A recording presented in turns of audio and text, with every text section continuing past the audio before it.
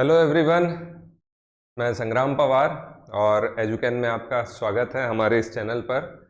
अभी कल मैंने एक वीडियो अपलोड किया था जो कि था संबंधित किन क्वेश्चंस में जो है अभी प्रीलिम्स जो हुई थी हमारी CGPSC 2023 की, उसमें किन क्वेश्चन में संभावना है कि आंसर परिवर्तित हो सकते हैं या क्वेश्चन विलोपित हो सकता है, जो था मतलब जिनमें संशोधन हो सकता है, वो कुछ मैंने अपने हिसाब से मैंने सजेस्ट किए थे। तो ऐसे कुछ क्वेश्चंस के लिए जो है कुछ बच्चों ने कुछ सोर्स की मांग की कि दावा पत्ती अगर लगाना है तो उसके लिए सोर्स क्या है। तो ये फटाक से मैं कुछ सोर्स शेयर कर दे रहा हूँ जिन क्वेश्चंस में मुझे लगता है कि परिवर्तन हो सकता है उनमें।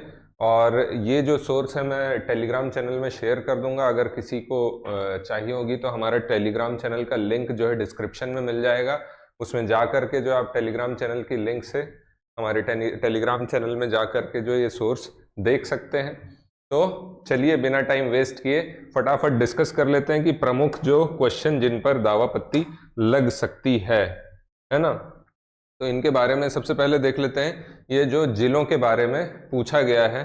तो जिलों का जो उत्तर लिया है इसमें लगभग सबने जो है सरगुजा, बस्तर, दुर्ग, बिलासपुर लगाया था।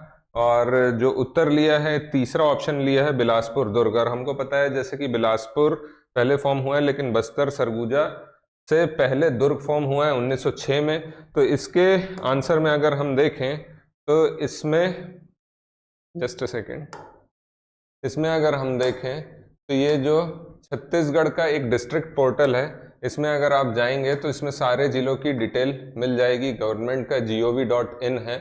इसमें आप सरगुजा जिले में जाएंगे तो गैजेटियर भी दिए हुए हैं। इन गैजेटियर में अगर आप जाएंगे तो स्पेशली जो है आपका जो गैजेटियर है सरगुजा का, उसमें अगर आप जाकर देखेंगे पेज नंबर इसके अनुसार 37 पेज नंबर है। इसमें दिया है Surguja district was constituted in 1951 after the merger of 3 erstwhile feudatory state, यानी उस समय की कुछ रियासतों को मिलाकर सरगुजा, कोरिया, चांग बखार को मिलाकर 1951 में इसका गठन किया गया था। ऐसा गवर्नमेंट की जो वेबसाइट है उसमें दिखाई देता है। आप देख सकते हैं sarguja.gov.in में जो ये नज़र आ रहा है, पहला आप जो है डाउनलोड करेंगे तो यहाँ से आपको साक्ष्य मिल जाएगा।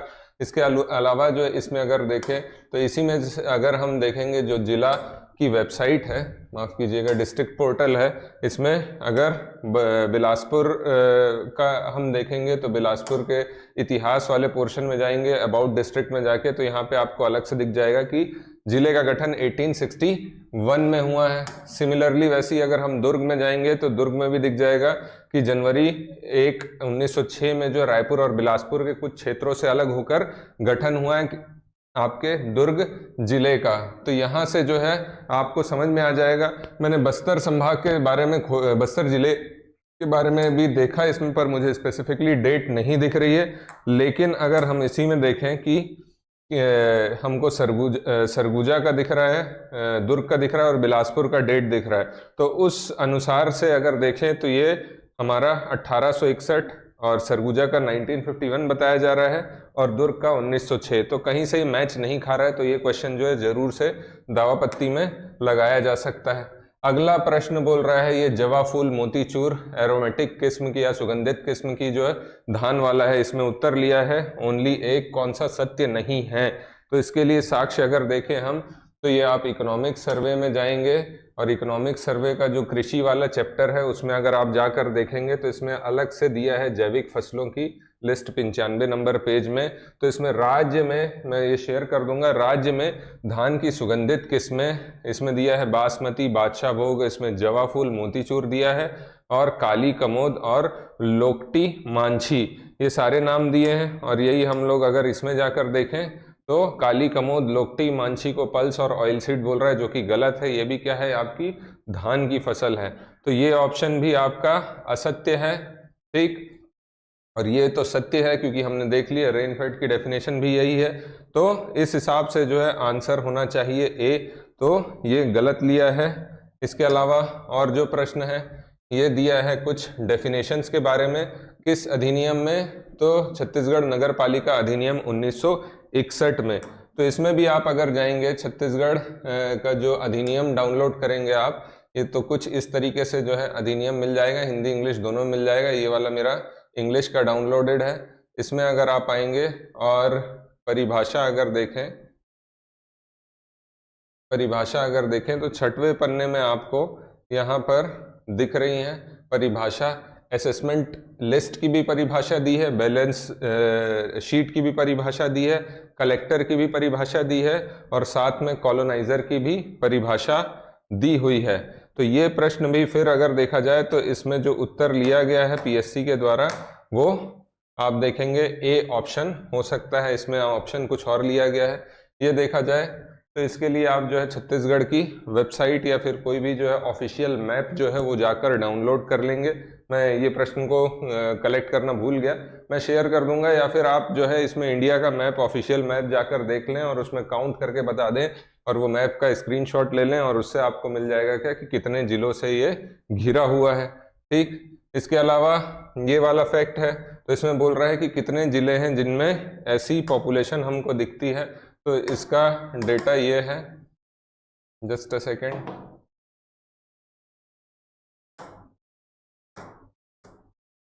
ये रहा, इसका डेटा भी मैं शेयर कर दूंगा। तो इसमें बोल रहा है कि एसटी पॉपुलेशन 25% से अधिक कहाँ है। तो इसमें अगर आप काउंट करेंगे 1 2 3 4 5 6 7 8 9, फिर से काउंट कर लेते हैं, लेट प्रोसेसर, 1 2 3 4 5 6 7 8 9 10 11 12 13 14 15 16 17 18 और 19 जिले हो जाते हैं। तो ये क्वेश्चन भी जो है आपका 19 जिले हैं, तो ये क्वेश्चन विलोपित होने के चांसेस हैं। इसके बारे में मैं डेटा आपको या इमेज जो है टेलीग्राम ग्रुप में शेयर कर दूंगा, आप वहाँ से लगा सकते हैं। इसके बारे में मैंने बता दिया है, जवा फूल वाले प्रश्न के बारे में भी बता दिया है। इसके बाद अलावा जो ये जिलों के बारे में जो प्रश्न था उसका भी मैंने सोर्स बता दिया है। इसके अलावा जो है सर्वाधिक सेक्स रेशो कहाँ पर है, किस जिले में है, तो इसमें भी आप इकोनॉमिक सर्वे में आएंगे। इकोनॉमिक सर्वे में जो आपका 2021-22 का इकोनॉमिक सर्वे, उसमें अगर आप जनसंख्या वाला चैप्टर देखेंगे तो उसमें अलग से मेंशन दिख जाएगा आपको किसका, कि सर्वाधिक लिंगानुपात आपको कोंडागांव में 1033 नजर आ रहा है 2011 के जनगणना के अनुसार। तो यहाँ पर भी जो है एक क्वेश्चन हम देख सकते हैं कि परिवर्तन दिखेगा। इसके अलावा ये क्वेश्चन तो खैर कल डिस्कस किए थे। फिर अगर देखा जाए कि आपकी बात की जा रही है कि कौन प्राइमरी एडवाइज़र है, क्या है, तो ये आपका होता है महान्यायवादी, एडवोकेट अटर्नी जनरल। तो अटर्नी जनरल के बारे में अगर देखना है अगर आपको, तो आप डाउनलोड कर सकते हैं, ये बेयर एक्ट है संविधान का, है ना। तो उसमें अगर देखेंगे तो अनुच्छेद 76 में अलग से दिया है अटर्नी जनरल के बारे में। तो उसका it shall be his duty to give advice to government and perform the duties of legal character as may from time to time referred और assign to him by the president. ठीक, और इसके अलावा वो in performance of his duty he shall have right to audience in all courts, ये चीज़ भी लिखी हुई है। और इसकी नियुक्ति कौन करेगा, तो आपका प्रेसिडेंट के द्वारा की जाएगी। और इसके बारे में और अन्य चीज़ अगर आपको लगाना है तो लक्ष्मीकांत की बुक में भी जो है इसका सोर्स दिया गया है कि इसे ये कहा जाता है। तो आप इन दोनों सोर्स के माध्यम से लगा सकते हैं, ये इंग्लिश और हिंदी दोनों में है। 76 आर्टिकल के तहत महान्यायवादी या आपका इसको अटर्नी जनरल कहा जाता है, ये भी सोर्स हो गया। इसके बाद अगर देखें और कोई प्रश्न छूट रहा है तो ये एल्गल ब्लूम वाला प्रश्न है। तो एल्गल ब्लूम वाला जो प्रश्न है इसमें अगर आप देखेंगे तो दोनों जो इंग्लिश के ऑप्शन हैं और दोनों जो हिंदी के ऑप्शन है, पहला ऑप्शन तो ठीक है, दूसरे ऑप्शन में अगर देखें तो इसमें गड़बड़ी हुई है हिंदी से इंग्लिश, सॉरी इंग्लिश से हिंदी ट्रांसलेशन में। अगर इसमें देखा जाए तो ये बोल रहा है algal Bloom causes deterioration of water quality, जल की जो गुणवत्ता है उसमें खराबी आती है। और दूसरा बोल रहा है क्या, फिश मॉर्टेलिटी भी होती है। मॉर्टेलिटी का मतलब होता है मरना, है ना, तो मछलियां भी मरती हैं। तो ये अगर इंग्लिश में देखा जाए तो ठीक है, लेकिन इसको अगर ट्रांसलेट आप सीधे गूगल में यही स्टेटमेंट लिख के देखोगे तो आपको यही चीज मिलेगी। तो यही चीज हुई है कि गूगल ट्रांसलेट में गड़बड़ी हुई है और ये स्टेटमेंट लिख दिया गया है। अब इस पे पीएससी क्या निर्णय लेता है ये देखना पड़ेगा। अगर इसका सोर्स अगर चाहिए तो ये भी मैं आपको बता दे रहा हूँ, जस्ट अ सेकेंड इसके लिए। ठीक, ये अगर आप देखेंगे 12th की एनसीईआरटी है, इंग्लिश और हिंदी की, है ना, उसके एनसीईआरटी ही शेयर कर दी जाएगी। उसमें अगर आप देखेंगे तो यहाँ पे आपको उसका साक्ष्य मिल जाएगा। ठीक, दोनों 12th की एनसीईआरटी हैं।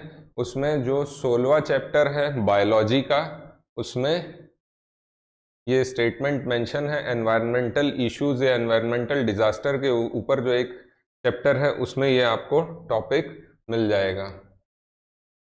ये देखेंगे तो इसमें अलग से दिया है, वही स्टेटमेंट है, algal Bloom causes deterioration of water quality and fish mortality. Hindi में देखेंगे शैवाल प्रस्फुटन के कारण जल की गुणवत्ता घटती है और मछली मर जाती है। ऐसा ट्रांसलेशन होना था, शायद वो इंग्लिश से हिंदी ट्रांसलेशन में जो है गलती हुई है। तो क्या होगा इस प्रश्न पर ये देखा जाएगा। तो ये सारे जो सोर्स हैं मैं ये शेयर कर देता हूं आपके साथ में। जो भी इशू हो आपको लग रहा है आप देखें और लगाएं। मेरे हिसाब से जो है इन प्रश्नों में दावापत्ती की जा सकती है और ये सारे जो इनके साक्ष्य हैं, एक जो बस वो जिलों से संबंधित है उसका मैं आपको डेटा टेलीग्राम चैनल में शेयर कर दूंगा। तो इन क्वेश्चंस को देखकर जो है आप दावापत्ती लगाइए। अगर आप के ये प्रश्न है तो ज़रूर आपको जो है कुछ ना कुछ इससे फ़ायदा मिलेगा। तो मिलते हैं आगे लेक्चर्स में। अगर किसी को कुछ इस प्रकार की हेल्प हो तो ज़रूर कमेंट करके बताएं। टेलीग्राम चैनल में सोर्सेज मिल जाएंगी। तो चलिए, ऑल दी बेस्ट आपको। Thank you very much.